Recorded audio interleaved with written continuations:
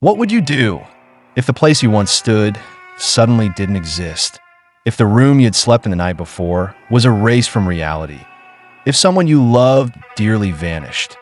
Not with a sound, not with a struggle, but with such complete erasure that the world itself behaved as though they had never been real. This is the chilling tale of the Vanishing Hotel Room, that a story whispered in old European cities, retold by travelers in hushed voices late at night, that a tale some dismiss as nothing more than an urban legend, yet one that unsettles the heart precisely because it feels so possible. Tonight, you'll hear the story in full, but be warned, once you step into this mystery, you may never look at hotels or the people you love the same way again. The year was 1897 that a young Englishwoman named Madeline arrived in Paris with her ailing mother. Their journey had already been long. They had crossed the channel from Dover, endured the cramped jolts of the train, and now stood weary in a city that smelled of coal smoke, perfume, and distant rain. Paris was meant to be a stopover, a night of rest, nothing more. In the morning, they would continue their journey to the coast, then onward to India, where Madeline's father worked in the Foreign Service. But for Madeline's mother, even one night's rest was too much. She was pale, coughing, and so weak she could hardly stand. Inside the Grand Hotel near the Seine, the lobby glowed with polished marble floors, heavy chandeliers, and velvet armchairs. Wealthy travelers murmured in French and English, and the air was thick with the scent of cigar smoke and polish. Madeline guided her mother to the front desk, her voice tight with worry as she requested the best available room, something quiet and comfortable, where her mother could be left to rest. The clerk, polite and efficient, checked the register and slid across a brass key, gleaming under the gaslight. The number etched into it, 342.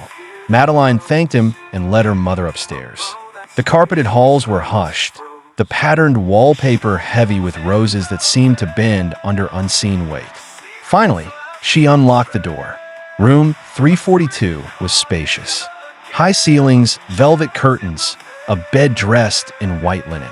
The faint hum of the city drifted through the window.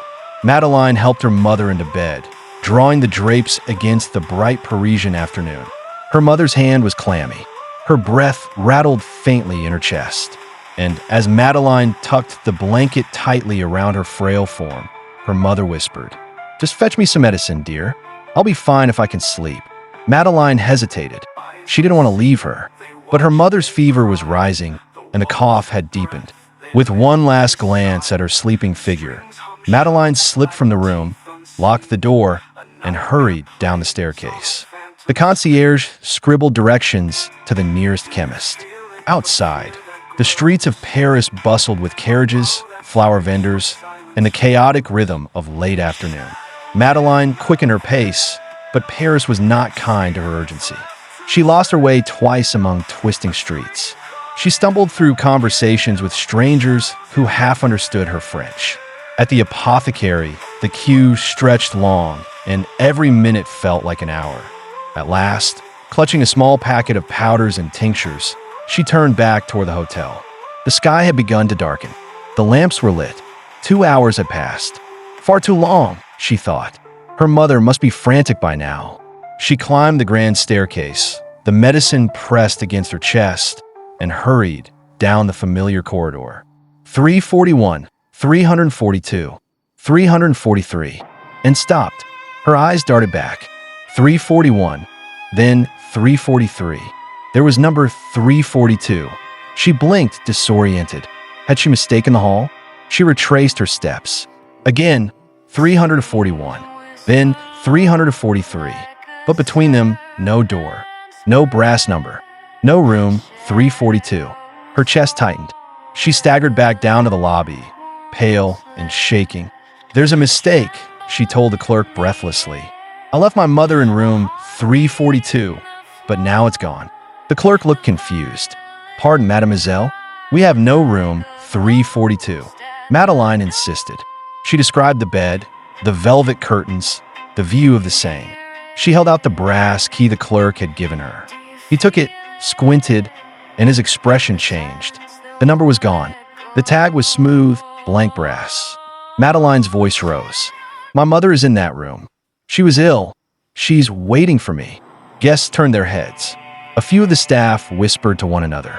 A maid shook her head firmly. She had cleaned every room on the floor that afternoon, and there had been no Englishwoman in bed, no sick lady, no room 342.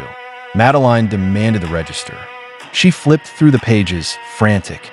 Her name was there in her own hand, but her mother's name? Absent, as if she had never been. Tears filled her eyes. She shouted, pleaded, even threatened. But the staff remained calm, cool, detached, as though they were watching a young woman unravel. Her mother had vanished. The room had vanished. The hotel itself denied her truth. Madeline refused to give up. For hours, she scoured the corridors, banged on locked doors, pressed her ear to walls. She swore she heard a muffled cough in the plaster. She smelled lavender perfume, her mother's scent drifting faintly down the hallway. But every time she turned, every time she followed a sound, it led to nothing but silence. She went to the police, her story tumbling out in desperate fragments. They dismissed her as hysterical, a woman traveling alone. They reasoned, overwhelmed by the city. She begged other guests. Some shook their heads sympathetically. Others avoided her, whispering that she had gone mad. Night after night, she returned to that corridor. 341, 343. Nothing between. Nothing at all. And slowly, her sanity unraveled. Witnesses later described her pacing the streets, muttering of a vanished room and a missing mother. She was eventually taken to an asylum, where she spent her final days raving about doorways that opened once and then never again. But her story did not die with her. For years afterward, travelers in Paris whispered of the vanishing room. And not only in Paris. A guest in Berlin once swore his wife had vanished from a hotel overnight. Another in Venice claimed her sister disappeared in the same fashion. An errand, a return, a missing room. Always the same pattern. Skeptics suggested conspiracy. Perhaps Madeline's mother had died of plague, cholera, or some sudden illness. The hotel, terrified of scandal, erased all evidence to avoid panic. Staff sworn to silence, registers altered, rooms sealed away as if they never existed. Others offered explanations more unsettling, that the room had slipped, not into non-existence, but into another dimension. That Madeline's mother had crossed through a thin veil, into a place not meant for the living. And there are those who believe the room itself was cursed, a place that demanded sacrifice, a door that, once closed, would never open again. To this day, no one knows the truth. Was it simply an urban legend, a cover-up, or something darker, something that brushes against the boundaries of our reality? What is known as this? Every city has its whispers. Every hotel has its locked doors, its forgotten rooms, its places the staff would rather you didn't notice. And somewhere, in some dim corridor, there may be a door you swear was there yesterday, but today has vanished. So the next time you check into a hotel, pay close attention to the number on your key. Pay close attention to the door you walk through at night. Because when you return, it might be gone, and someone you love might vanish with it. If you enjoyed this story, and you want to hear more terrifying, horrifying, and unexplained mysteries, make sure you subscribe to this channel. Every week, we uncover another chilling tale. Horror stories and stories that blur the line between fact and nightmare. Turn on the notification bell so you don't miss the next shadow waiting in the hallway. And if you dare, share this video with someone you'd spend the night with. Because once the lights go out, you never know what might vanish.